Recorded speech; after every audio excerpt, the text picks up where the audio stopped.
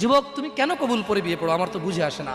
বাবা আপনি কেন আপনার ছেলেকে কবুল পড়িয়ে বিয়ে দিচ্ছেন, আমার বুঝে আসে না। ভাই আপনি কেন আপনার মেয়েকে কবুল পড়িয়ে বিয়ে দিচ্ছেন, আমার বুঝে আসে না।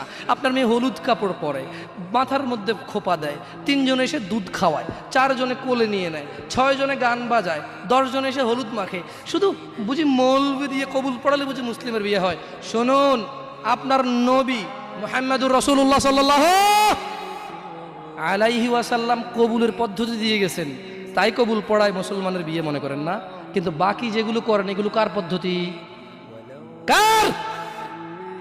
মিথ্যা কথা বলবেন না। হুজুর ডেকে খুতবা পড়ে কবুল পড়ে বিয়ে কার পদ্ধতি?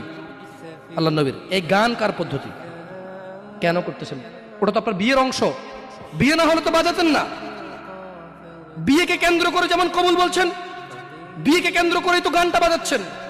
কয়জন নবীর উম্মত আপনি? আপনার নবীর নাম কি?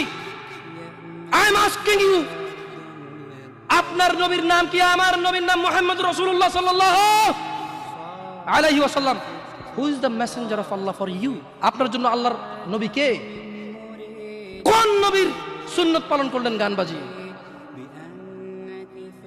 আপনার জন্য আমার বিল্ডিংটা ভেঙে পড়বে, বলে রাখি ছাড়বো না। আল্লাহ তুমি আমার ভাইদেরকে হিদায়াত দাও, ইয়া আল্লাহ, ছাড়বো না। এই যে ভূমিকম্প হলো আপনার গান বাজনা বাজানোর কারণে। মুহাম্মদ সাল্লাল্লাহু আলাইহি ওয়াসাল্লাম কি মিথ্যা কথা বলে? কারা কারা হাত তোলেন তো যে মুহাম্মদ সাল্লাল্লাহু আলাইহি ওয়াসাল্লাম জানে না, মুহাম্মদ সাল্লাল্লাহু আলাইহি ওয়াসাল্লাম জানে না, এরকম কারা কারা স্বীকার করে? আল্লাহ নবী বলেছে যখন বাদ্যযন্ত্র বেড়ে যাবে, গায়িকারা সম্মুখে এসে নাচবে, তুমি অপেক্ষা করো, পাহাড়গুলো কেঁপে উঠবে, পৃথিবীটা নড়ে উঠবে। জালজালা ইযা যুলজিলাতিল আরদু জিলজালাহা, যখন পৃথিবী প্রবল কম্পনে প্রকম্পিত হবে। ওয়া খরাজাতিল আরদু আসকালাহা, যখন এই মাটি তার ভিতরে যা আছে একদম লাথি মেরে বের করে দেবে, লাশ হোক আর যাই হোক, মাটি বলবে যে বের হও, বের হও আমার থেকে, বের হও, আমি তোর আর কাউকে রাখবো না। ওয়াকাল আল ইনসান, মানুষ বলবে মালাহা মালাহা, পৃথিবীটা কি হলো, এই মাটির কি হলো, কেন সে কবরগুলো লাশগুলো বের করে দিচ্ছে, কেন সে স্বর্ণ মতি হীরা মানিক্য বের করে দিচ্ছে, মালাহা এর কি হলো, কেন পাহাড় নড়ে উঠছে, কেন পাহাড় ভেঙে চূর্ণ বিচূর্ণ হয়ে যাচ্ছে।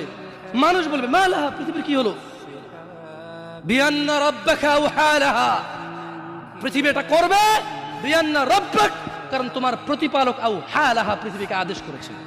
আপনি গান শোনেন, আমি শুনি না, আপনি গান বাজান, আমি বাজাই না। যখন চিটাগং নড়ে উঠলো ভূমিকম্পে, আপনার বাড়ির সাথে আমার বাড়িটাও নড়ছে।